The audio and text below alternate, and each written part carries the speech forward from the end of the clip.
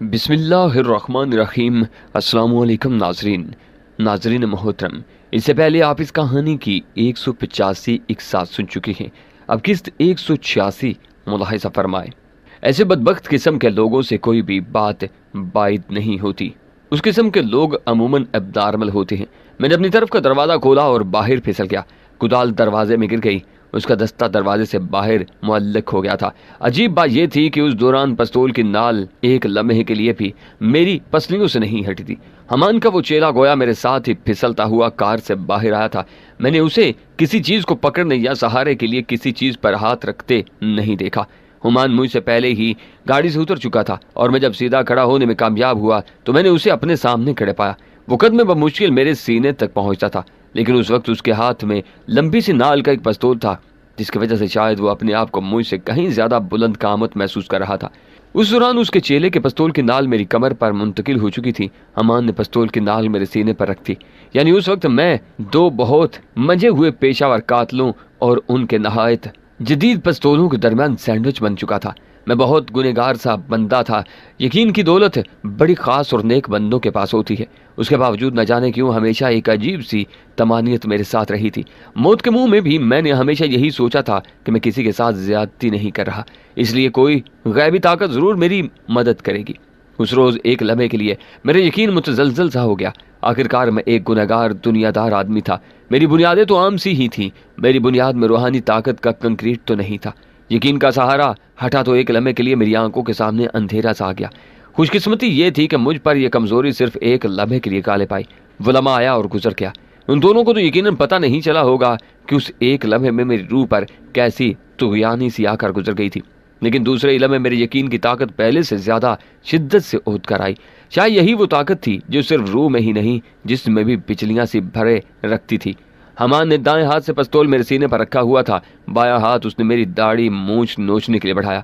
मुझे खुद भी अंदाजा नहीं हो सका कि मेरे दोनों हाथ किस तेजी से हरकत में आए। एक हाथ हमान की पिस्तौल वाली कलाई पर नीचे से ऊपर की तरफ मारते हुए मैंने दूसरे हाथ से उसके सेठ में इतनी कुव्वत से घोंसा रसीद किया कि वो फिजा में कम से कम 2 फुट उछला। उसके पिस्तौल से फायर हो चुका था, लेकिन गोली आसमान की तरफ गई थी और उस लम्हे मैं अपने आप को जमीन पर गिरा चुका था। वक्त के तय्युन के सिलसिले में मैंने जुआ ही खेला था, जान की बाजी लगाई थी। उस लम्हे पीछे से फायर हुआ था, लेकिन मैं जमीन पर गिर चुका था। ये सब कुछ तकरीबन एक साथ ही हुआ था। मुझे नहीं मालूम था कि मैं ये फुर्ती दिखाने में क्यों कर कामयाब हुआ था। ये काम इतने ही वक्फे में हुआ था जितना ट्रैगर दबाने और गोली चलने के लिए दरकार होता है। कुदरत ने अजीब ही काम दिखाया। हमान के चेले ने जो गोली चलाई थी, मैं मुइज़ाती से अंदाज में उसके सामने से हट चुका था और वो गोली हमान को लग चुकी थी, जो इस लम्हे मेरा घोंसा खाकर हवा में उछला था। ताहम उस वक्त तक मुझे ये बात मालूम नहीं थी कि हमान को खुद उसके चेले ही की चलाई हुई गोली लग चुकी थी। मुझे उस वक्त कुछ देखने की फुर्सत नहीं थी। बस इतना एहसास जरूर था कि हमान मेरे अंदाजे से कुछ ज्यादा ही दूर जा गिरा था। हमान का शागिर्द उस वक्त तक दूसरा फायर भी कर चुका था, लेकिन मैं उसकी टांग खींच चुका था। दूसरी गोली तो न जाने किस तरफ गई, लेकिन गिरते गिरते वो तीसरा फायर भी कर चुका था। गोली मेरे कान के करीब से गुजरकर गालिबन जमीन में पवस्त होगी। उस वक्त तक उसकी रिवाल्वर वाली कलाई मेरी गिरफ्त में आ चुकी थी और ये वो मौका था जहां से जिस्मानी ताकत का काम शुरू होता था। उसे पिस्तौल का रुख मेरी तरफ करके फायर करने की कोशिश में पिस्तौल खाली कर लिया। ये उसकी गलती थी। इस दौरान उसका बाजू मुड़ता चला गया। दूसरे हाथ से मैंने उसे काबू में किया हुआ था। वो दुबला पतला होने के बावजूद आम नौजवानों की निस्बत ताकतवर और मजबूत था, लेकिन मेरे लिए नहीं।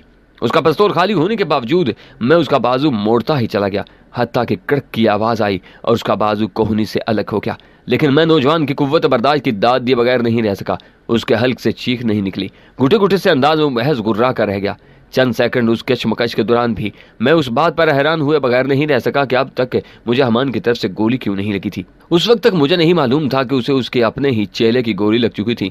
मैं यही समझ रहा था कि शायद मेरा घोंसा उसके लिए ज्यादा खतरनाक साबित हुआ था और वो कहीं बेहोश पड़ा था। मैंने चेले के लिए इतनी ही सजा को काफी समझा कि उसका बाजू टूट चुका था। मैं उसे छोड़कर उठने ही लगा था कि उस बदबख्त का बायां हाथ तेजी से कोट के अंदरूनी जेब में गया। मैंने उसके हाथ में एक और गन की झलक देखी। उस इम्कान की तरफ मेरा ध्यान गया ही नहीं था कि उसके पास दूसरी गन भी हो सकती थी। ये उसकी बदनसीबी ही थी कि उसने दूसरी गन निकालने की कोशिश कर डाली थी। मैंने तो अपनी दानिश में जब से काम लिया था और उसे जिंदा रहने का मौका दिया था, लेकिन बाज बातें मौत के हरकारों की समझ में नहीं आती। मैं उस वक्त तक सीधा खड़ा नहीं हो पाया था जब मैंने उसके हाथ में किसी गन की झलक देखी। हम उस वक्त गाड़ी के करीब ही थे और वो दरवाजा खुला था जिससे हम बाहर आए थे। कुदाल का दस्ता उस दरवाजे से झांक रहा था। पलक झपकने में कुदाल मेरे हाथ में आई और अपने आप को उसकी मुतवक्का फायर से बचाते हुए मैंने एक ही हाथ से कुदाल घुमाई। वो शायद एक बाजू टूटने की तकलीफ की वजह से दूसरे हाथ को भी सही तौर पर इस्तेमाल नहीं कर सका। गोली न जाने किस तरफ गई। उस वक्त तक कुदाल का फल उसकी खोपड़ी में पवस्त हो चुका था। मैंने कुदाल को निकालने की कोशिश की तो उसका सर कुदाल के साथ ही ऊपर उठाया। मैंने कुदाल को वहीं छोड़ दिया। उसके जिस्म को तिशंजी से अंदाज में 2-3 झटके लगे, फिर वो वहीं साख्त हो गया। कुदाल उसके सर में पवस्त थी। अब मैंने हमान की तलाश में इधर उधर नजर उड़ाई। वो लुढ़क कर कदरे नशीब में जा गिरा था और साख्त पड़ा था। उसके करीब पहुंचकर मैं देखा उसके सीने से भल भल खून बह रहा था और उसकी आंखें बंद थी। वो शायद आखिरी सांस ले रहा था। मैं उसके करीब खड़ा सोच ही रहा था कि मुझे क्या करना चाहिए। अचानक उसने आंखें खोल दी। उसकी आंखें भी लहू रंग थीं। मैं उसकी सूरत देखने में कुछ ऐसा ही महव था कि उसके नहायत आहिस्तगी से हिलते हुए हाथ की तरफ मेरा ध्यान ही नहीं गया। शायद मुझे तवक्को नहीं थी कि आखिरी सांस देते हुए भी कोई अपनी जिंदगी की बची कुची रमक को फायर करने में सर्फ कर सकता था, लेकिन मुझे उसकी आंखों से झांकती हुई नफरत से अंदाजा हो जाना चाहिए था। हकीकत ये थी कि उस नफरत ने ही मुझे मबहूत करके रख दिया था। मुझे यकीन नहीं आ रहा था कि मरते वक्त भी किसी की आंखों में नफरत की ये शिद्दत नजर आ सकती थी। मैं अचानक ही गोया किसी ख्वाब से चौंका। उसका लरजता हुआ हाथ सीधा हो चुका था और उसमें पिस्तौल था। अगर मैंने बर वक्त अपने आप को जमीन पर न गिरा दिया होता तो शायद गोली ऐन मेरे चेहरे पर लगती। उसकी यह हरकत कुछ ऐसी ही थी जैसे शम्मा बुझने से पहले आखिरी बार फड़कती है। मैंने गिरते गिरते उसकी मसनूई सफेदी से सजे हुए बालों को मुट्ठी में जकड़कर उसका सर कुछ ऊपर उठाकर जोर से जमीन पर मारा और वो साख्त हो गया। उसका पिस्तौल वाला हाथ पहले ही जमीन पर गिरकर साख्त हो चुका था। इस बार मैंने एहतियात बरती और उठने से पहले उसके हाथ से पिस्तौल निकाल लिया, लेकिन अब वो वाकई साख्त हो चुका था। उसकी नफरत भरी आंखें बंद हो चुकी थीं। आखिरकार मैंने पिस्तौल उसकी लाश पर ही फेंक दिया। चंद लम्हे मैं वहीं खड़ा गहरी गहरी सांसें लेता रहा। मेरे ज़हन में चलती हुई आंधियां थम गई थीं और मेरे इर्द गिर्द भी गहरा सकूत तारी था। शायद यह मौत का सकूत था। मैं चंद मिनट वहीं गुमसुम खड़ा रहा, फिर बोझल से अंदाज में कदम उठाता पहाड़ी के दूसरी तरफ से घूमकर सड़क की तरफ चल दिया। कुछ देर बाद मैं उसी सड़क के किनारे किनारे पैदल खाना बदोशों की बस्ती की तरफ जा रहा था जिससे आया था। अब मैंने लिफ्ट लेने के लिए किसी को हाथ नहीं दिया और ना ही किसी गाड़ी वाले ने मेरी तरफ देखा था। मैं उसी कैफियत में चलता रहा। वक्त की रफ्तार का कोई एहसास न रहा। अलबत्ता यह एहसास जरूर हुआ कि जब मैं खाना बदोशों की बस्ती पहुंचा तो पसीने में शराबूर था। मैं जिस गली से बस्ती में दाखिल होने लगा उसके कोने पर 2 मफलूकुल हाल आदमी जमीन पर खाने बनाए चौसर खेल रहे थे। उन्होंने सर उठाकर मेरी तरफ देखा। उनके हुलिये गो के बहुत बदले हुए थे, लेकिन मैंने उन्हें पहचान लिया। वो मुनीर और मसूद थे। उन्होंने मुझे नहीं पहचाना। मैं उनके करीब नहीं रुका और जानबूझकर चेहरे पर अजनबियत लिए गुजरता चला गया। मैं देखना चाहता था मेरा गेटअप कितना काबिले भरोसा था। मेरे साथी भी मुझे पहचानते थे या नहीं। मुनीर उठकर तेजी से मेरे सामने आ गया और मैं रास्ता तकरीबन रोकते हुए बोला, किससे मिलना है? किसके पास जा रहे हो? मैंने उसकी आंखों में आंखें डालते हुए कहा, किसी तरह मुझे अफजल चौधरी से मिलवा दो। वो उल्लू की दुम न जाने कहाँ गायब हो गया है। वो पलक झपकाए बगैर चंद लम्हे मेरी तरफ देखता रहा, फिर बेइख्तियाराना से अंदाज में मुझसे लिपट गया। सर आप, मुझे पता चला था कि आप पहुंच चुके हैं और कल यहाँ भी आए थे। अफसोस कल आपसे मुलाकात नहीं हो सकी। आपको देखकर इतनी खुशी हो रही है कि बता नहीं सकता। वैसे सच्ची बात यह है कि मैंने आपको बिल्कुल नहीं पहचाना था। फिर उसने मुझसे अलग होते हुए मसूद को पुकारा, ओए बिंडे, जरा आकर देख तो सही कौन आया है। तब मुझे मालूम हुआ कि मसूद का नाम उस वक्त बिंडा था। वो भी आकर मुझसे मिला और कुछ देर वैसी ही बातें होती रहीं जैसे उमूमन एक अरसे तक बिछड़े रहने वाले मिलने के बाद दोस्तों में होती है। फिर मुनीर को जैसे कुछ याद आ गया। वो चौंकते हुए बोला, आप पहले जल्दी से जाकर नफीस साहब से मिल लें। मेरा ख्याल है वो बहुत देर से आपका इंतजार कर रहे हैं, लेकिन हमें नहीं मालूम था कि आप इस हुलिये में यहाँ पहुंच गए। मैं नफीस साहब के खैमे में पहुंचा तो वाकई बेताबी से मेरे मुंतजिर थे। छूटते ही बोले, कहाँ रह गए थे? मैं तो तुम्हारे इंतजार में सूख गया। ये मेरी खुशकिस्मती है कि मैं यहाँ पहुंच गया, वरना शायद आप जिंदगी भर भी मेरा इंतजार करते रहते। मैंने खैमे में रखी सुराही से एक बड़े से गिलास में पानी उंडेलते हुए कहा, क्या हुआ, खैरियत तो थी? वो कुछ चौंके। आपकी हिकमत अमली ने मुझे मरवा दिया था। मैंने पानी पेट में उंडेलने के बाद कहा, खुदा का शुक्र है बचकर आ गया। लेकिन बात फिर वही आती है कि कुदरत जो करती है बेहतर करती है, और मैं कुदरत के कामों पर हैरान भी बहुत हूँ। शायद मैं इस्तांबुल में उस काम को अधूरा छोड़ा था जो कुदरत को मुझसे यहाँ मुकम्मल करवाना था। मुमकिन है ऐसा ही हो, और मेरे ख्याल में बेहतर यही होगा कि इस वाक़े से तुम्हारा कोई ताल्लुक नजर ना आए। अगर ऐसी कोई शहादत हुई तो हमें उसको ख़त्म करना होगा। वो कुछ सोचते हुए खुद कलामी के से अंदाज में बोलते जा रहे थे। मुझे खुद उस वाक़े का क्रेडिट लेने का कोई शौक नहीं है। मैंने बेपरवाही से कहा। फिर उन्हें तमाम वाक़या सुना दिया। उन्होंने फ़ौरन मोबाइल फ़ोन निकाला और कुछ लोगों को हदायत देने लगी। आखिर हुआ क्या? नफीस साहब बीड़ी सुलगा कर मेरे करीब आन बैठे। मेरा ज़हन उस वक्त वाकई कहीं दूर पहुंचा हुआ था। मुझे उनकी आवाज़ भी दूर से आती महसूस हो रही थी। मेरी नज़र में अभी तक हमान और उसके चेले की सूरत घूम रही थी। मैंने धीमे लहजे में कहा, आज मुझे मालूम हुआ कि कभी कभी सिर्फ मौत ही इंसान का ताक़ुब नहीं करती, इंसान खुद भी मौत का ताक़ुब करता है। हमान से मेरी ख्वाह की कशमकश इस्तांबुल में ख़त्म हो गई थी और मैं उसे जिंदा सलामत छोड़ कर आया था। यहाँ आकर मैं गोया उस मामले को भूल गया था। हकीकत में तो मेरी उससे कोई दुश्मनी नहीं थी, लेकिन वो बदबख्त मुझे ढूंढता हुआ मेरे पीछे पीछे यहाँ आन पहुंचा। दरहकीकत वो अपनी मौत को ढूंढता हुआ यहाँ तक पहुंचा था।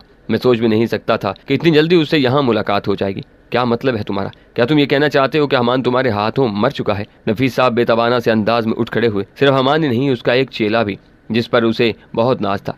मैंने तवील सांस लेकर कहा, मजाक मत करो यार। नफीस साहब मुझे घूरते हुए बोले, मैं उम्र में भी तुमसे काफ़ी बड़ा हूँ और एक तरह से कुछ अर्सा के लिए तुम्हारा अफसर हूँ। आप इसे मजाक क्यों समझ रहे हैं?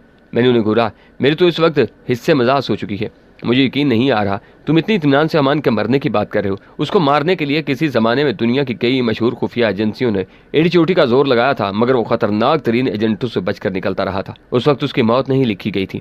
जब मौत लिखी होती है तो हाथी चूंटी के जरिए भी मर सकता है, और मैं कुछ ऐसी चूंटी भी नहीं हूँ। अलबत्ता आप जैसे लोगों के लिए हम जैसे लोगों का मामला घर की मुर्गी दाल बराबर वाला होता है। मैंने ठंडी सांस लेकर कहा, मुझे अपने कानों पर यकीन नहीं आ रहा।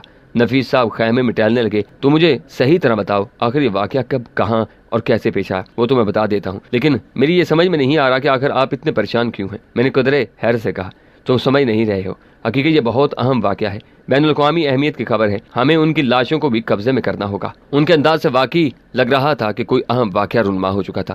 उन्होंने कई अफराद से बात की और काफ़ी देर में फारिग हुए। मैं उस दौरान उनकी सूरत देखता रहा और बोर होता रहा। आखिरकार उन्होंने फ़ोन की जान छोड़ी तो मैंने कहा, मेरा ख्याल है आपने मुझे किसी काम के लिए यहाँ बुलाया होगा, लेकिन लगता यही है कि वो काम अब बीच ही में रह गया है। नहीं, ऐसी बात नहीं है, वो काम तो होना ही है, तम वो काम कुछ ऐसा खास भी नहीं है। दरअसल मैं तुम्हें वो सुरंग दिखाना चाहता था जो हम अपनी दानिश में नहायत राजदारी से खोद रहे हैं। मैं उसके बारे में तुम्हारी राय लेना चाहता हूँ। नफीस साहब कुछ सोचते हुए बोले, मैं कोई इंजीनियर वगैरह तो नहीं हूँ, मैं भला क्या राय दे सकता हूँ? मैंने हैरत से कहा, मैं तुमसे इंजीनियरिंग के नुक्ता नज़र से नहीं बल्कि कॉमन सेंस के नुक्ता नज़र से राय लेना चाहता हूँ। इंजीनियर तो हमारे पास बहुत हैं और वो सब इस प्रोजेक्ट पर काम कर रहे हैं, लेकिन वो लोग लकीर के फ़कीर होते हैं, वो सिर्फ टेक्निकल राय दे सकते हैं। इस राय के पीछे कुछ ज़रूरी महसूसात काम नहीं कर रहे होते। फिर एक लम्हे के तवक्कुफ़ से बोले, कल शाम रिपोर्ट आई है कि कुछ हिसास आलात निशानदेही कर रहे हैं कि जिस समत में खुदाई जारी है उस समत में कुछ ही आगे कोई ठोस चीज़ मौजूद है।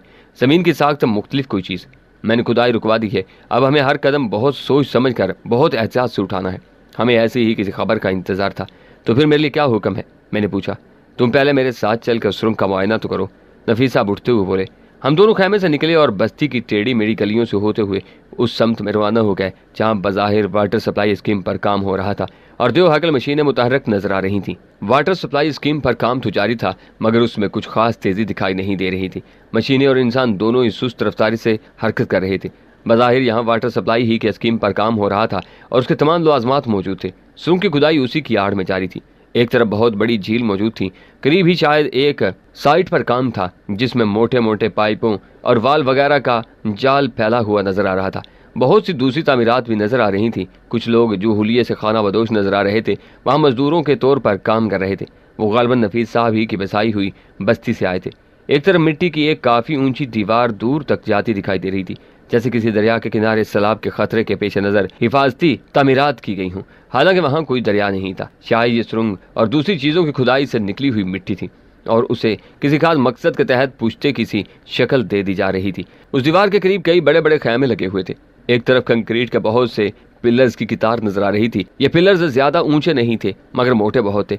उनमें से एक पिलर पर खाकी डांगरी और नीली पीकैप में एक शख्स खड़ा था जिसकी बड़ी बड़ी जेबों में कई औजार और आलात लटके हुए थे। उसके हाथों में एक क्लिप बोर्ड और एक नक्शा था। पिलर से नीचे खड़े हुए 3 अफराद सर उठाए उसकी तरफ देख रहे थे। उनमें से एक तो खासी परेशानी के आलम में सर खुजा रहा था। पिलर पर चढ़ा हुआ शख्स साइट इंजीनियर, साइट सुपरवाइजर किस्म की चीज मालूम होता था। नफीस साहब को देखकर वो पिलर पर से कूदा और हमारे करीब आ गया। उसने नफीस साहब को मोदमाना अंदाज में सलाम किया। यह एक हमाकत थी। सलाम करना तो खैर अपनी जगह ठीक था, लेकिन इतना मोदमाना अंदाज इख्तियार करना बड़ी बेवकूफ़ी की बात थी, क्योंकि नफीस साहब उस वक्त खाना बदोशों वाले हुलिये में थे। ये लोग हुलिये तो बदल लेते थे, तमाम लवाजात पूरे कर लेते थे और लंबे चौड़े खड़ाक फैला लेते थे, लेकिन छोटी छोटी बातों और बारीकियों का ख्याल रखना कभी कभार भूल जाते थे। एक साइट सुपरवाइजर, साइट इंजीनियर का एक खाना बदोश के सामने मुअद्दब नजर आना एक अजीब ही तमाशा था। अगर वाकई को गैबी आंख इस मंजर की निगरानी कर रही होती तो मुतज्जब हुए बगैर न रह सकती। मैंने फैसला किया कि मेरा इस किस्म की खामियों पर खामोश रहना ही बेहतर था। अबसार कहाँ है? हम साइट 2 देखना चाहते हैं। नफीस साहब के लहजे में तहक्कुम था। एक खाना बदोश को इस तहक्कुम से बात करते देखकर मैं महजूज हुए बगैर न रह सका। उस शख्स ने फौरन अपनी बेल्ट में अड़सा हुआ वाकी टाकी निकाला और चंद बटन दबाने के बाद बोला, अबसार, नफीस साहब आए हैं, वो साइट 2 देखना चाहते हैं। मैं आ रहा हूँ। वाकी टाकी पर आवाज उभरी। चंद लम्हे बाद झील के दूसरी तरफ से एक जीप धूल उड़ाती आती दिखाई दी। सांवला सा एक अधेड़ उम्र हैंडसम शख्स उतर कर हमारी तरफ आ गया। उसके सर पर बड़ा सा फ्लैट हैट और आंखों पर तारीख चश्मा था। गले में दूरबीन लटकी हुई थी। उसने अंग्रेजों के अंदाज में हैट उतारकर बाजुबान खामोशी नफीस साहब को सलाम किया। नफीस साहब ने भी सिर्फ सर हिलाकर जवाब दिया। उसने हमें इशारा किया और हम खामोशी से उसके पीछे चल पड़े। ऊंची नीची जमीन पर अधूरी तामीरात के दरमियान से होते हुए हम चंद कमरों की कितार के पास पहुंचे। ये कमरे गालबन वहां आर्जी तौर पर तामीर किए गए थे। उनके सामने ज़्यादा लिबास में 2 मुसल्लह गार्ड तैनात थे। उन्होंने आंखें सुकेड़कर हम तीनों की तरफ देखने पर इक्तिफा किया। गनीमत था कि उन्होंने नफीस साहब को सल्यूट वगैरह करने की जहमत नहीं की। हम एक कमरे में दाखिल हुए। वो एक अच्छे भले ऑफिस की तरह कमरा था, जिसमें एक तरफ नशिस्त के लिए कई सोफे और कुर्सियां वगैरह भी पड़ी थी। नफीस साहब मुझे एक सोफे पर बैठने का इशारा करते हुए बोले, तुम्हें ज़रा सा इंतजार करना पड़ेगा। मैं और फ्लैट हेड वाला शख्स, जिसका नाम इब्सार था, सोफों पर आमने सामने बैठ के। दरमियानी दीवार में एक दरवाज़ा नजर आ रहा था। नफीस साहब नहायत आहिस्तगी और एहतियात से उसे खोलकर बराबर वाले कमरे में चले गए। मैं कमरे का और फिर अब्सार का जायजा लेने लगा। वो इंजीनियर मालूम होता था, मुमकिन है कुछ और भी रहा हो। मुझे उसकी कार्डराय की पतलून की दोनों फूली फूली जेबों में पिस्तौल की मौजूदगी का एहसास हो रहा था। वो भी खामोशी से मेरा जायजा ले रहा था। यकीनन उसे भी मालूम था कि मैं मजदूर नहीं था। कमरे की अकवी दीवार के साथ लकड़ी के चंद कार्टन थे। उन पर किसी किस्म का कोई निशान नहीं था, लेकिन मेरे लिए अंदाजा करना मुश्किल नहीं था कि उनमें असला था। मेज पर नहायत पुराना सा स्याह रंग का टेलीफोन सेट भी मौजूद था। दफतन उसकी घंटी बजनी शुरू हो गई। चंद लम्हे की हिचकिचाहट के बाद अफसार ने रिसीवर उठाया और नाम बताने के बाद कई बार सिर्फ यस सर कहा और फोन रख दिया। फिर उसने एक कागज पर कुछ लिखा और वापस सोफे पर बैठा। चंद सेकंड के बाद दरमियानी दरवाजा खुला और नफीस साहब भी आ गए, लेकिन अब उनका हुलिया बदला हुआ था। पहली नजर में तो वो गोताखोरों वाले लिबास में दिखाई देते थे। उनके जिस्म पर जॉगिंग सूट से मुशाबा रंग का लिबास था और सर पर एक खास किस्म का हेलमेट था। उसी दौरान अब्सार ने उठकर वो चिट नफीस साहब को थमा दी, जिस पर उसने टेलीफोन सुनने के बाद कोई पैगाम नोट किया था। नफीस साहब ने एक नज़र चिट देखी और सर हिलाकर उसे पुरजे करके एक तरफ फेंकते हुए बोले, हनी की तदवीन का काम मुकम्मल हो गया। उनके लहजे में सिर्फ तासुब की खफीफ सी लहर थी। मुझे खफीफ सा धचका लगा। मैंने दूसरे कमरे की तरफ जाते जाते रुक कर कहा, इस मौका पर हमें मौजूद होना चाहिए था। जज्बातियत का कदरदान हूँ, लेकिन हनी की तदवीन में शरीक होना कोई जज्बाती मसला नहीं था। ये काम बाइज्जत तरीके से और राजदारी से हो गया, यही बेहतर है। इस मौका पर ज्यादा लोगों का जमा न होना ही बेहतर था। नफीस साहब ने मुरबियाना अंदाज में कहा। मैं खामोशी से दूसरे कमरे में चला गया और हनी के तसव्वुर से जान छुड़ाने की कोशिश करने लगा, लेकिन ये एक मुश्किल काम था। दूसरा कमरा अजीब सा था। उसमें रेडीमेड कपड़ों की दुकान की तरह स्टैंड पर बहुत से हैंगरों में उसी किस्म के कपड़े लटके हुए थे। सुरंग ज्यादा कुशादा नहीं थी। वहाँ वो मखसूस बू मौजूद थी जो जेर जमीन सैलन ज़दा जगहों पर होती है। मेरे जितने कद का आदमी वहाँ सही तौर पर सीधा होकर नहीं चल सकता था। मुझे गर्दन को जरा खम देकर चलना पड़ रहा था। उस तरह चलते चलते जल्द ही मुझे उलझन सी होने लगी। शायद उसकी एक वजह यह भी थी कि वहाँ कुछ भी नहीं था, बस एक सीधी सुरंग थी और हम उसमें चले जा रहे थे। चारों तरफ आंखें फाड़ देखने के बावजूद मुझे वहाँ कोई काबिल जिक्र चीज़ नजर नहीं आई थी। मेरी समझ में नहीं आ रहा था कि नफीस साहब मुझे वहाँ क्यों लाए थे। वहाँ रोशनी कम अज़ कम इतनी ज़रूर थी कि हम आसानी से चल सकते थे। उसके बावजूद नफीस साहब ने अपनी हेडलाइट रोशन कर ली थी और उनकी हदायत पर मैंने भी हेलमेट में लगी हुई लाइट का बटन दबा लिया था। हवा की वहाँ कुछ ऐसी खास कमी महसूस नहीं हो रही थी। शायद उसकी वजह यह थी कि 2 मुकामात पर सुरंग का दहाना खुला था। जब हमें चलते चलते खासी देर होगी तो मैंने कदरे बेदारी से पूछा, नफीस साहब क्या ये सुरंग उफक के पार जाकर निकलेगी? नहीं, इससे ज़रा पहले। उन्होंने संजीदगी से जवाब दिया, बल्कि उस सुरंग के जरिए हम निकल तो कहीं भी नहीं सकेंगे। सुरंग तो आगे से बंद है और अभी आधा फासला भी तय नहीं हुआ। खुदा के पनाह, मैंने तवील सांस ली। इतनी तवील सुरंग खोदने पर तो खासी मेहनत हुई होगी। सुरंग तैयार करना तो ज़्यादा मुश्किल काम नहीं। आज के दौर में मशीनरी वगैरह ने यह काम बहुत आसान कर दिया है। असल मुश्किल राजदारी से काम करने की थी। मुझे ये मालूम नहीं कि यह सुरंग खोदने का कोई और फ़ायदा होगा या नहीं, लेकिन एक फ़ायदा ज़रूर नज़र आया है। मैंने कहा, वो क्या? नफीस साहब रुक कर मेरी तरफ मुड़ते हुए बड़ी दिलचस्पी से बोले, मुझे पता चल गया है कि सुरंग में चलना कितना बोर काम है। मैंने ठंडी सांस लेकर कहा। हम दोनों की लाइट एक दूसरे के चेहरे पर पड़ रही थी और हम उस सुरंग में खड़े किसी और ही दुनिया के मखलूक लग रहे थे। नफीस साहब खुशनुमी नज़रों से मुझे घूर कर रह गए, मुंह से कुछ नहीं बोले और घूमकर एक बार फिर नाक की सीध में चलने लगे। उस सुरंग में नाक की सीध में चलने के सिवा कुछ चारा ही नहीं था। अचानक नफीस साहब बुरी तरह उछल पड़े। उनका सर भी सुरंग की छत से जरा ही नीचे था। फर्क सिर्फ ये था कि उन्हें गर्दन को खम देकर नहीं चलना पड़ रहा था। वो कदम मुझ से कुछ ही छोटे थे। वो बुरी तरह उछले थे तो उनका सर जोर से सुरंग की छत से टकराया। गनीमत था कि सुरंग की छत भी सुरंग की बाकी खुलाई की तरह कच्ची ही थी, वरना नफीस साहब को दिन में तारे नजर आ जाते। उन्होंने फौरन अपने मखसूद लिबास की जेब से गन निकाल ली और किसी माहिर कमांडो की तरह दीवार से लगकर एक घुटने के बल बैठने लगे। उस वक्त तक वो चीज फुदकती हुई पीछे जा चुकी थी जिसने उन्हें एक्शन में आने पर मजबूर किया था। वो जरा खिसियाने से होकर सीधे हो गए और गन जेब में रखकर मेरी तरफ देखकर मुस्कुराते हुए बोले, ये कमबख्त चूहे भी हर जगह पहुंच जाते हैं। जी हाँ, ये मखलूक तो बाज़ औक़ात इंसान की कब्र में भी मुनकर नकीर से पहले पहुंच जाती है, मैंने सर हिलाते हुए कहा। मैं उस दौरान जरा भी इधर उधर नहीं हुआ था क्योंकि मैंने पहले ही देख लिया था सुरंग की छत से मोटा सा एक चूहा नफीस साहब पर गिरा था। वो गालबन हमें दूर से आते देखकर राह फरार की तलाश में गुलाई में चढ़ता हुआ छत पर पहुंचकर उल्टा लटक गया था और नरम मिट्टी में पंजों की गिरफ्त बरकरार नहीं रख सका था। उसके अलावा कोई खास वाकया पेश न आया हत्ता कि सुरंग के इख्तिताम तक पहुंच गए। ये गोया एक बंद गली थी। हमारे सामने मिट्टी की दीवार आ गई थी। वो तारें जो सुरंग के दहाने से चली आ रही थी, यहाँ उनके सिरों पर मुख्तलिफ साख्त के छोटे मोटे आलात नस्ब थे और उन सब का कुछ न कुछ हिस्सा पलक की तरफ सामने मिट्टी की दीवार में पस्त था। मैं तमाम रास्ते सुरंग का जायजा लेता रहा था। यहाँ पहुंचकर भी मैंने हर कोने खुदरे का गैर महसूस से अंदाज में जायजा ले लिया था। नफीस साहब मुतवक्का सी नजरों से मेरी तरफ देख रहे थे। क्या ख्याल है? आखिर उन्होंने पूछा। बहुत गौर खोज के बाद मैं एक नतीजे पर पहुंचा हूँ। किस नतीजे पर? नफीस साहब ने नहायत इत्याग से पूछा। यही कि ये वाकई एक सुरंग है, मैंने संजीदगी से जवाब दिया। नफीस साहब के तासुरात बदल गए, तहम जब वो बोले तो उनके लहजे में काफी सर्दमहरी थी। डियर अफसल चौधरी, तुम्हें शायद मालूम नहीं कि मैं ज्यादा मजाक पसंद नहीं करता, खुसूसन इन मामलात में जो ज्यादा संजीदगी का तकाजा करते हैं। वो अंग्रेजी में बोले थे। ज्यादा संजीदा होते तो अंग्रेजी में ही बात करते थे। कोई बात नहीं, मैंने बेपरवाही से कहा। साथ रहेंगे तो रफ्ता रफ्ता आप मजाक को पसंद करने लगेंगे। आपका मजाक यानी ज़ोक इस मामले में काफी बुलंद हो जाएगा, इससे मजाक तरक्की कर जाएगी, यूं जिंदगी आपके लिए कुछ बेहतर हो जाएगी। मैंने जानबूझकर उर्दू में बात की, फिर मासूमियत से कहा, आप कहीं खाना बदोशों वाले हुलिये में भी ज्यादा संजीदा होने पर अंग्रेजी बोलना शुरू तो नहीं कर देती? वो एक लम्हे मुझे घूरते रहे, फिर गोया अपना दिमाग ठंडा करने की कोशिश करते हुए बोले, मैं अहमक नहीं हूँ। इस बार नफीस साहब ने खासे सब्र तहम्मुल का मुजाहरा किया। अफसराना शान जोश में नहीं आई और वो मुलायमत से बोले, ये तुम तो नहीं कह सकते। पहली बात तो ये कि इस सुरंग की बहुत ज्यादा मेहनत वसाइल सर्फ नहीं हुए। वाटर सप्लाई यहाँ बन ही रही थी, उसकी आड़ में सुरंग खोद ली गई है। कुछ न कुछ नतीजा तो निकला है। हालात ने निशानदही की है कि ज्यादा से ज्यादा 2-3 फुट आगे कुछ मौजूद है। ये बात शायद किसी और तरह भी मालूम हो सकती थी।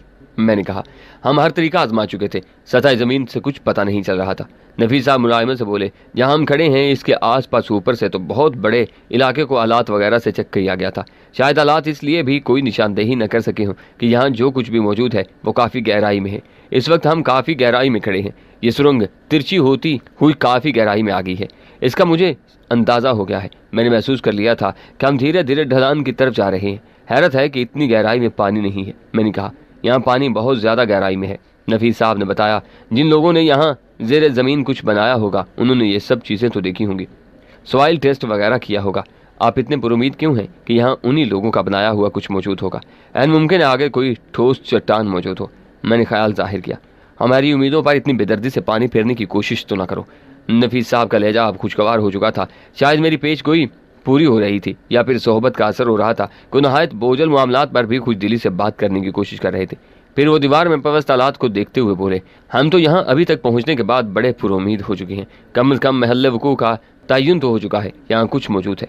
अब हमें यह फैसला करना है कि इसे पूरी तरह नज़रों के सामने लाने के लिए क्या तरीका इख्तियार किया जाए। आया हम इसी तरफ से खुदाई का मुहित बढ़ाएं और देखें कि हमारे सामने क्या आता है, कोई अकबी दीवार, बगली दीवार या कोई और हिस्सा। एक तरीका यह भी हो सकता है कि अगर ये कोई ज़ेर ज़मीन किला है तो हम इसमें दाखिले का असल रास्ता तलाश करने की कोशिश करें, लेकिन इसमें हमें पहले ही नाकामी हो चुकी है। एक तजवीज़ ये भी है कि इस हिस्से को ताकतवर बम ब्लास्ट के ज़रिए उड़ा दिया जाए, लेकिन इस पर हम इसलिए अमल नहीं कर रहे कि हमें यह देखने का तजस्सुस है कि यहाँ क्या कुछ मौजूद है। एन मुमकिन है यहाँ से बहुत अहम मालूमात हासिल हों या कुछ अहम खबरें हाथ आएँ। कोई बात नहीं कि इस मदफून किला में कुछ जिंदा इंसान या कोई और मखलूक मौजूद हो। मैं उनकी उम्मीद भरी तकरीर सुनने के बाद एक लम्हे खामोशी से उनकी तरफ देखता रहा। फिर मैंने तवील सांस लेकर कहा, वैसे तो मैं दुआगो हूँ कि आपकी उम्मीदें बढ़ाएं, लेकिन मुझे अंदेशा महसूस हो रहा है कि आपके साथ खोदा पहाड़ निकला चूहा वाला मामला न हो जाए। खुदाई करते करते आप पहाड़ के करीब आ पहुंचे हो और चूहा पेचगी निकल कर भाग गया है। वही चूहा जो हम दोनों की टांगों के दरमियान से फुदकता हुआ भागा था। वो मुझे घूरने लगे। मैंने गोया उन्हें तसल्ली दी। वैसे इत्मीनान की बात यह है कि चूहा मरा हुआ नहीं था, अच्छा खासा सेहतमंद और चुलबुला चूहा था। कम से कम 1 किलो वजन तो जरूर रहा होगा उसका। वो एक लम्हे खामोश रहे, फिर ठहरे ठहरे जम उभरे। मैं सोच रहा हूँ यहाँ से वापसी पर कम से कम 2-2 किलो के कई सेहतमंद चूहे फ्राई करवा के तुम्हारे मैदे में ट्रांसफर दूं, ताकि तुम इस मुहावरे से सही तौर पर मुस्तफीद हो सको। मेरी सेहत ठीक ठाक है, मुझे इतनी ज़्यादा मकवी गज़ा की ज़रूरत नहीं। मैंने घिन खाए बगैर इत्मीनान से जवाब दिया। अब वापस चलते हैं। वो शुक्र समझ कर मेरे करीब से गुजर कर आगे बढ़ते हुए बोले। वापसी के सफ़र में भी वो मुझसे आगे चल रहे थे। कुछ फासला हमने खामोशी से तय किया। उन्हें बिल्कुल चुप लग गई थी। तब मैंने संजीदगी से कहा, अब तो आपने ऊपर सतह ज़मीन पर इस जगह का तयन कर लिया होगा जहाँ आपके ख्याल में वो चीज़ मौजूद हो सकती है। जवाब देने से पहले उन्होंने मुड़कर एक नज़र मेरी तरफ देखा। कोई इत्मीनान कर रहे हो कि मैं अभी तक गैर संजीदा तो नहीं हूँ। मेरी संजीदगी से शायद उन्हें कुछ हौसला हुआ और वह नर्म से लहजे में बोले, हाँ जगह का तयन तो हो गया है, लेकिन हमने एहतियातन उस पर कोई निशान वगैरह नहीं लगाया। अंदाजन और कुछ आलात से पमाइश वगैरह के जरिए हम वहाँ पहुँच जाते हैं। अगर जहमत ना हो तो मैं उस जगह को देखना चाहूँगा। मैंने मौतबाना लहजे में कहा, उसमें जहमत की क्या बात है? वो खुशगवार लहजे में बोले। मुझे इस मामले में दिलचस्पी लेते देख कर गोया उनके दिल में कोई उम्मीद जागी थी और उनका मूड खुशगवार हो गया था। एक लम्हे की खामोशी के बाद वो तकरीबन शफकत से बोले, तुम जहमत की बात कर रहे हो, हम इस मामले में जान की बाजी लगाए बैठे। बुरा ना मनाए तो एक मशवरा दूं। जरूर जरूर। वो रुक कर हम तनगोश हो गए। जान की बाजी में हंसते हंसते ही लगाया करे। वो बोझल काम भी हल्के फुल्के महसूस होते हैं जो हंसी हंसी में किए जाते हैं। मैंने संजीदगी से कहा। वो गहरी सांस लेकर बोले, मेरे और तुम्हारे दरमियान बहुत से फ़र्क हायल है। उम्र का फ़र्क है, तर्ज ज़िंदगी का फ़र्क है। तुमने किसी और पोजीशन में किसी और तरह ज़िंदगी गुजारी है, मैंने किसी और पोजीशन में कुछ और तरह से रोज़ो शब बताए हैं। फिर सबसे बड़ी बात यह है कि हर इंसान इस दुनिया में अपनी एक अलग फितरत लेकर आता है। तुम ये तवक्को मत रखो कि मैं तुम्हारे साथ रहूँगा तो तुम्हारी फितरत में ढल जाऊँगा, और वो भी महज चंद घंटों, चंद दिनों या चंद हफ्तों में। बिल्कुल ठीक है सर, मैंने तस्लीम किया। इसका मतलब है मैं भी आपकी फितरत में नहीं डल सकता। मैं तो उसकी तवक्को ही नहीं रखता। मैं तो यूं ही बाज़ मामलात में तुमसे थोड़ा बहुत संजीदा होने की दरख्वास्त करता हूँ। मैं भी आपसे फितरत बदलने के लिए नहीं कहता, यूं ही बस थोड़ा सा हल्का फुल्का रहने की तवक्को करता हूँ। अगर आप नहीं रह सकते तो आपकी मर्जी, मैं इसरार नहीं करूँगा। अचानक उन्होंने बुलंद आहंग कहका लगाया। सुरंग में यह कहका कुछ ज़्यादा एक गुंजीला महसूस हुआ। कई लम्हे तक उसकी बाज़गाश्त सुनाई देती रही। वो पलट कर मेरे कंधे पर हाथ मारते हुए बोले, मेरा ख्याल है हम दोनों ही एक दूसरे को खूब समझते हैं और दोनों दरअसल अपने अपने अंदाज में एक दूसरे को छेड़ते रहते हैं। ये सब कुछ हमारी छेड़छाड़ थी। हम अपनी अपनी उम्र, तर्ज ज़िंदगी और दीगर चीज़ों के फ़र्क के बावजूद अच्छे दोस्त साबित हो सकते हैं। क्या ख्याल है? यकीनन यही महसूस करने के बाद तो मैंने आपसे छेड़छाड़ शुरू की थी। मैं हर एक से छेड़छाड़ नहीं करता, मैंने कहा। बातों बातों में हम वापस सुरंग के दहाने पर पहुंच गए। अब सारे एक मुजस्मे की तरह वहाँ इस्तादा था। नफीस साहब ने धीमे लहजे में उससे कहा, हम वो खास स्पॉट देखना चाहते हैं। अफसार ने तूफीमी अंदाज में सर हिलाया और एक तरफ कुचल दिया। हम उसके पीछे चल दिए। वो अपनी जीप की तरफ जा रहा था। चंद लम्हे बाद हम उसके साथ जीप में बैठे एक तरफ जा रहे थे। वहाँ कोई हदबंदी तो नहीं थी, लेकिन जल्दी हमने महसूस किया कि हम उस साइड के हदूद से निकल आए थे जो वाटर सप्लाई स्कीम के लिए मखसूस थी। अफसार की जीप में कई किस्म के आलात और छोटी बड़ी मशीनें वगैरह मौजूद थीं। उस चटियल मैदान में जगह के तयन में वो गालबन कुछ आलात से मदद भी ले रहा था। आखिरकार एक जगह धचके से जीप रुक गई। अफसार ने हाथ से कोई इशारा नहीं किया, सिर्फ आंखों के इशारे से बताया, अगर ज़ेर ज़मीन कोई ख़ास चीज़ मौजूद है तो वो यहाँ सिर्फ 16 मुरब्बा एकड़ के अंदर अंदर तकरीबन 60 फुट गहराई में कहीं मौजूद है। मैंने जीप से उतर कर देखा। वो सख्त और नाहमवार सी ज़मीन थी। बज़ाहिर तो यही लगता था कि बरसों से वहाँ किसी ने कुदाल तक नहीं चलाई थी। उस हिस्से में तो सब्ज़ा भी नहीं था, अलबत्ता 4-5 फरलांग मुहित के दायरे को छोड़कर चारों तरफ छिद्री खुदरू झाड़ियों और छोटे छोटे जंगलात का सिलसिला फैला हुआ दिखाई दे रहा था। उन इतराफ में ज़मीन और भी ज़्यादा नाहमवार थी, कहीं कहीं तो टीले से भी दिखाई दे रहे थे। मेरी समझ में नहीं आ रहा था कि ऐसी ठोस ज़मीन के नीचे कोई कला वगैरह कैसे मौजूद हो सकता था, जहाँ जिंदा सलामत इंसान और चंपैंसी नहायत आराम सुकून से रहते थे, सांस लेते थे। अगर ये वही जगह थी जहाँ एक बार मुझे अगवा करके ले जाया गया था, तो वो सतह ज़मीन पर मौजूद तामीरात से भी ज़्यादा आरामदेह थी। वहाँ उन्होंने जो अलफ लैलवी माहौल तख्लीक किया हुआ था वो तो अपनी जगह था, लेकिन मुझे तो वहाँ की फ़िज़ा में भी बड़ी खुशगवार हैरत हुई थी। अगर वो लोग उसे छोड़ कर जा चुके थे और ये जगह मतरूक हो चुकी थी, तब भी उनके रुखसत होने के ही कुछ शवाहिद नजर आते। मैं बहुत देर तक गुमसुम चारों तरफ देखता रहा। फिर अचानक ही मैंने नफीस साहब से कहा, आपने इस जगह का फ़िज़ाई सर्वे किया है? हाँ। वो ज़रा चौंकने के बाद संभलते हुए बोले, इर्द गिर्द कई मील के इलाका में कोई काबिल ज़िक्र या मशकूक चीज़ मौजूद नहीं है। क्या मेरे लिए भी चंद मिनट के लिए फ़िज़ाई सर्वे का बंदोबस्त हो सकता है? मैंने पूछा। नफीस साहब ने जवाब देने से पहले गहरी सांस ली। शायद वो कहना चाहते थे, तुम हमारी कही हुई बात से मुतमिन क्यों नहीं होते, लेकिन उसके बजाय वो नहायत तहम्मुल से बोले, हाँ क्यों नहीं, ये कौन सा मुश्किल काम है। हम वापस जीप में आ बैठे। मोबाइल फ़ोन उस वक्त भी नफीस साहब के पास मौजूद था। उन्होंने यके बाद दीगरे 2-3 अफराद से बात की, फिर फ़ोन बंद करते हुए बोले, हेलीकॉप्टर आ रहा है। तब तक हम खाना खा लें।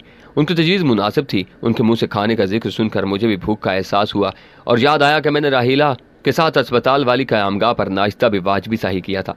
हम वापस साइड पर आ गए। वहाँ खाने का इंतजाम था, बाकायदा कैंटीन मौजूद थी। चंद मिनट में हमारे लिए माकूल किस्म का खाना आ गया और चंद ही मिनट में हमने उसे चट भी कर डाला। अबसार को उस दौरान नफीस साहब ने छुट्टी दे दी थी और वो गायब हो गया था। खाना हमने उसी ऑफिस नुमा कमरे में खाया था। वो कमरा उस वक्त भी खाली था, न जाने उसमें कौन बैठता था। मैंने नफीस साहब से पूछना भी जरूरी न समझा। खाने के बाद हम बाहर आ खड़े हुए। चंद लम्हे बाद ही फिजा में हल्की सी गड़गड़ाहट उभरी और एक तरफ से सब्ज रंग का एक हेलीकॉप्टर नमूदार होता दिखाई दिया। जल्द ही वो साइड पर आ पहुंचा। साइड पर एक तरफ एक ऊंचा पुख्ता चबूतरा मौजूद था, शायद वो किसी जेर जमीन टैंक की छत रही हो। बहरहाल उस वक्त उसने हेलीपैड का काम दिया और हेलीकॉप्टर उस पर आन उतरा। मैं नफीस साहब के साथ हेलीकॉप्टर में जा बैठा। उसमें सिर्फ पायलट मौजूद था। मैं और नफीस साहब पिछली 2 नशिस्तों पर थे। हम लाइट वाले हेलमेट तो उतार चुके थे, लेकिन हेलीकॉप्टर में हमें दूसरे हेलमेट पहनना पड़े और हिफाजती बेल्ट भी बांधना पड़ी। नफीस साहब ने पायलट को हदायत दी कि वो उसे कितनी बुलंदी पर, किन हदूद पर परवाज करना थी। चलने में बाद हेलीकॉप्टर फिजा में बुलंद हुआ और नीम दायरे में घूमकर काफी बुलंदी पर आने के बाद हमारे मतलूबा इलाके की तरफ परवाज करने का। हम ज्यादा बुलंदी पर नहीं थे, लेकिन दरख्त और झाड़ियां काफी छोटी नजर आ रही थी। मैंने खिड़की के करीब लटकी हुई दूरबीन आंखों से लगा ली। दोनों खिड़कियों की निचली तरफ उफकी अंदाज में भी एक लंबूतरा सा शीशा लगा हुआ था, जिस पर दूरबीन लगाकर हम नहायत अच्छे तरीके से उस इलाके का जायजा ले सकते थे जिस पर से हम गुजर रहे थे। मैं जितने इलाके का जायजा लेना चाहता था उसके लिए हमें दायरे में सफर करना था। वो वाकई गैर आबाद इलाका था और उसमें कोई काबिल जिक्र चीज मौजूद नहीं थी। ऊंची ऊंची नाहमवार जमीन, कहीं दरख्तों के झुंड, कहीं झाड़ियां और कहीं बरसाती पानी की जोड़, बस यही कुछ था। दायरे में हमारा सफर खत्म होने से पहले एक जगह मुझे एक साफ मैदान सा नजर आया। उसके वस्त में एक बहुत बड़ा झोंपड़ा नुमा मकान मौजूद था। किसी ने बड़ी सादगी और फितरी खूबसूरती के साथ वहां अपने रहने का बंदोबस्त किया हुआ था। पहली नज़र में जो बात मुझे ज़रा अजीब लगी वो ये थी कि लकड़ी की बलियों, शाखों, घास फूस और गारे से बना हुआ ये झोंपड़ा बहुत बड़ा था। किसी हाईवे वगैरह के किनारे बने हुए छप्पर रेस्टोरेंट भी इतने बड़े नहीं होते थे। करीब ही दरख्तों के नीचे कुछ मवेशी बंधे हुए थे। बाएं हाथ पर एक कुआं नजर आ रहा था जिस पर चरखी और डोल बंधा हुआ था। उस कुएं से एक बारिश और उम्र रसीदा मगर तंदुरुस्त तवाना शख्स पानी भरकर झोंपड़ा नुमा मकान की तरफ जा रहा था। तरीका वही पुराना था, यानी एक मोटे डंडे में 2 कनस्तर बंधे हुए थे और डंडा उसके कंधों पर टिका हुआ था। मकान के आसपास कुछ और भी ऐसे लवाजमात मौजूद थे जो ढोर डंगर वगैरह रखने वाले देहातियों के मकानों में या मकानों के आसपास नजर आते हैं। वो मुकम्मल तौर पर एक देहाती मकान था। खास बात सिर्फ ये थी कि वो बहुत बड़ा था और मीलों में फैले हुए इलाके में वाहिद मकान था। इस दौरान हेलीकॉप्टर बहुत आगे निकल चुका था। मैंने पायलट को वापस उस तरफ चलने की हदायत की। हेलीकॉप्टर दायरे में घूम गया। नफीस साहब गहरी सांस लेकर बोले, मुझे मालूम था कि इस वीराने में यह मकान तुम्हारी नज़र में खटकेगा, लेकिन हम इसे चेक कर चुके हैं। इसमें कोई खास बात नहीं है। ये 2 बाप बेटे हैं जो बरसों से इसी जगह इसी मकान में रह रहे हैं। मवेशी पालते हैं, उनका दूध नवाही बस्तियों में जाकर बेच आते हैं। कोई गाय वगैरह बीमार हो जाए तो उसे भी ज़बह करके बेच आते हैं। बूढ़ा इस दौरान पानी के कनस्तर अंदर ले जा चुका था। पहली बार ऊपर से हेलीकॉप्टर गुजरने पर उसने कोई तवज्जो नहीं दी थी, लेकिन अब गालबन दोबारा आवाज़ सुनने पर वो बाहर आ गया और हाथ से आंखों पर छज्जा बनाकर ऊपर देखने लगा। मैंने पायलट से कहा, यहाँ चकराने की जरूरत नहीं, किसी भी तरफ निकलते चलो, लेकिन करीब ही कहीं दरख्तों की आड़ में कोई हमवार जगह देख कर लैंड करो। यह जाहिर करने की कोशिश करो कि हमारी तवज्जो इस मकान की तरफ नहीं, कहीं और है। पायलट ने मुड़कर हाथ के इशारे से बताया कि वो मेरी बात समझ गया था। मैं एक बार फिर खिड़की के निचले शीशे पर दूरबीन टिकाकर नीचे का जायजा ले रहा था। मैंने आजिज़गी से कहा, मकान बहुत बड़ा है।